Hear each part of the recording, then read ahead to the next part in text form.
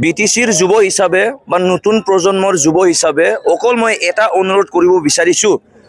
প্ৰথমতে মই অনুৰোধ কৰিব বিচাৰিছোঁ যে প্ৰমোদ বড়োৰ বিটিআৰ যোনটো চুক্তি কৰিছে, এই চুক্তিৰ পৰা যোনটো মানে দফাবিলাক আহিছিল, যেনিবা চেণ্ট্ৰেল ইউনিভাৰ্চিটি, এডুকেশ্যন ছেক্টৰৰ মই আগত কৈ আছোঁ, central university, sports university, agriculture university বা আমাৰ বিটিচিত ছুইজাৰলেণ্ড বনাম বুলি আমি 2020 নিৰ্বাচনী প্ৰচাৰৰ যোগেদি আমি নিউজে মিডিয়াত টিভিত দেখা পাইছোঁ যে প্ৰমোদ বড়ো চৰকাৰত অহাৰ লগে লগে বিটিচিটো ছুইজাৰলেণ্ড দৰে বনাই দিম বুলি কৈছিল। প্ৰমোদ বড়ো চৰকাৰত অহাৰ লগে লগে ঘৰে ঘৰে চাকৰি দিম বুলি কৈছিল।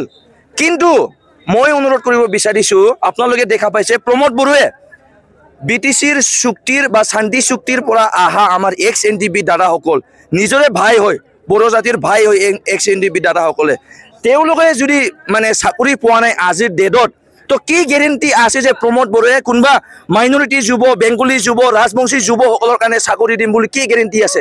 আজি 5 বছৰ হৈ গ'ল, কেইজন ৰাজবংশী, কেইজন মাইনৰিটি, কেইজন বেংগলী যুৱসকলে আজিৰ ডেটত চাকৰি পাইছে, ঘৰে ঘৰে চাকৰিটো। প্ৰমোদ বড়ো ডাঙৰীয়া কৈছিল, প্ৰমোদ বড়োৱে চৰকাৰৰ UPPL চৰকাৰত অহাৰ লগে লগে প্ৰত্যেকটা গাঁৱত দুটা চৰকাৰী ট্ৰেক্টৰ দিয়া হ'ব বুলি কৈছিল। কিন্তু আজিৰ ডেটত আমি দেখা পোৱা নাই, সেইটো আপোনালোকে সকলোৱে ৰাইজে জানে। প্ৰমোদ বড়ো চৰকাৰত অহাৰ লগে লগে কৈছিল তেওঁলোকে মাটিৰ পাট্টা দিম বুলি, কিন্তু আমি কি দেখা পাইছোঁ? আমাৰ চিৰাং জিলাৰ উত্তৰ ছাইডত প্ৰমোদ বড়ো নিজৰ ভাই, নিজৰ মানে বইনী, নিজৰ মা দেউতা, নিজৰ বড়ো জাতিকে যদি প্ৰমোদ বড়োৱে উচ্ছেদ কৰিছে, তো তেতিয়াহ'লে কোনোবা বেংগলী মাইনৰিটি, কোনোবা ৰাজবংশী তেওঁলোকক উচ্ছেদ নকৰিব বুলি কি গেৰেণ্টি আছে আজিৰ ডেটত? মই কৈ আছোঁ, আজি আপোনালোকে চাওক, UPPL যিমান আজিৰ ডেটত তেওঁলোকে ট্ৰেক্টৰৰ ৰেলী কৰি, JCB ৰেলী কৰি এই BTC অঞ্চলত তেওঁলোকে যে উচ্ছেদ কৰি আছে, এই উচ্ছেদৰ আমাৰ JCB ড্ৰাইভাৰ হৈছে আমাৰ প্ৰমোদ বড়ো ডাঙৰীয়া, আৰু এই JCBৰ মালিক হ'ল আমাৰ অসমৰ চিফ মিনিষ্টাৰ হেমন্ত বিশ্ব শৰ্মা ডাঙৰীয়া, আৰু এই JCB তেল ভৰাই দি আছে আমাৰ UPPL আৰু BJPৰ চকুৰি দেখা নোপোৱা ছাপোৰ্টাৰ হতে তেল ভৰাই দি আছে যে যাওক আপোনালোকে প্ৰমোদ বড়ো আপুনি এই JCBটো চলাই BTCত কোন অঞ্চলত উচ্ছেদ কৰিব মন আছে আপোনালোকে কৰক বুলি তেল ভৰাই দি আছে। তো ইয়াৰ কাৰণে আমি দেখা পাইছোঁ আমাৰ ভৱিষ্যত অন্ধকাৰত গৈ আছে। হাগ্ৰামা মহিলাৰী ছাৰৰ বাদে এই BTC অঞ্চলৰ উন্নয়নৰ কাৰণে বা এই আমাৰ BTCত বসবাস কৰা যিমান জাতি জনগোষ্ঠীৰ যুৱসকল আছে, আহি থকা দিনত চাকৰি দিব মানে মন হোৱা ব্যক্তি হাগ্ৰামা মহিলাৰী ছাৰৰ বাদে কোনেও নাই।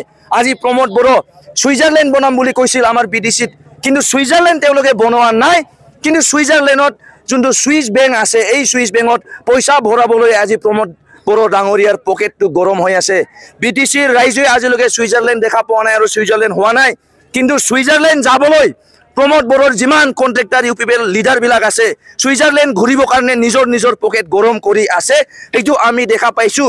কিয়নো বিনা মানে টকা নোলোৱাকৈ ঘৰ দিম বুলি কৈছিল। আজি কোন আমাৰ BTCৰ ৰাইজে নাজানে যে ঘৰ দিয়াৰ নামত কেইহাজাৰ পইচা লৈ আছে, অৰুণোদয় দিয়াৰ নামত কেইহাজাৰ পইচা লৈ আছে।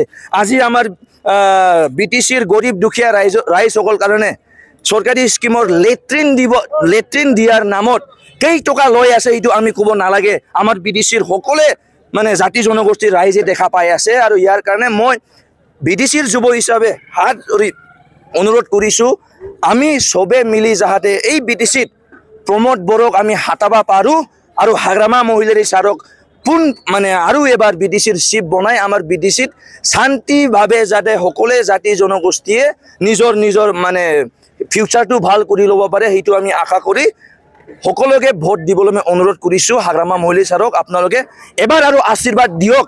ইয়াৰ পিছত আপোনালোকে চাওক যে হাগ্ৰামা মহিলাৰী ছাৰে আগৰ দৰে যিমান উন্নয়ন কৰিছে, এই উন্নয়নৰ ৰাস্তাটো আৰু এবাৰ খুলি দিব।